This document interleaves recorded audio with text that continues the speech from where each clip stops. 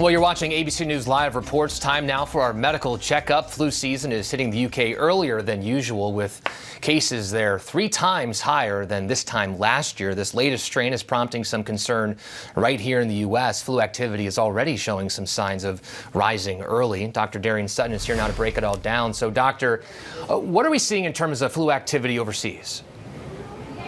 Well, Perry, we're paying close attention to what's happening overseas because often what happens there will eventually happen here. So what we're seeing is that strains of the flu with new mutations are driving an unusually early and intense season, specifically in parts of the world like the UK and Japan. And Perry, what's also concerning is that certain strains that have been a part of those rises have already been detected here in the United States. But what makes it complicated is that the government shutdown means that the federal respiratory illness data systems have not been updated for months. So we still have data from private systems that show low levels, but not the full image in terms of what's going on the ground. What does that mean? We still got time to prepare and remind ourselves of those mitigation efforts in reducing the risk of transmission from one person to another.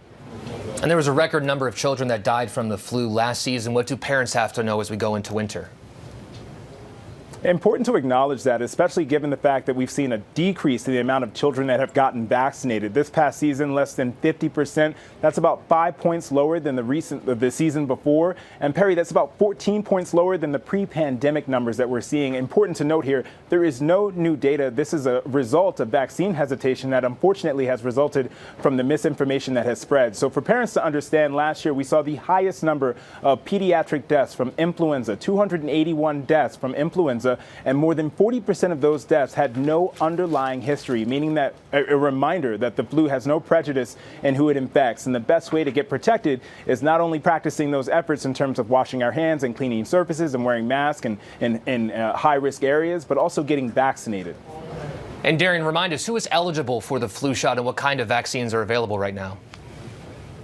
Yeah, well, the flu shot is eligible for anyone over the age of 6 months. So it's important to talk to your provider about when and where you can get vaccinated, or a pharmacist. They know the most about vaccines. And important to note, those who are high risk, those who are over the age of 65, those who are pregnant. And although we saw mostly elderly patients who are dying from the flu, the second highest group that was hospitalized were children under the age of 2. So important to talk to your pediatricians about the best way to protect. And we know now that vaccines continue to provide that protection in terms of preventing not only the acute cases and presentations to the emergency room, but Perry, also hospitalizations and other complications of the flu, encephalitis, pneumonia. These are things that are all prevented by vaccinations. And in terms of how that vaccine or how much it protects us, estimates show it's about 40 to 60% in terms of preventing illness and preventing complications. Think of it as the same amount of protection that you get when buckling up in the car. So as you're getting ready for the flu season, pick these ways to protect yourself and protect your family and your community. Dr. Darien Sutton, thank you for that.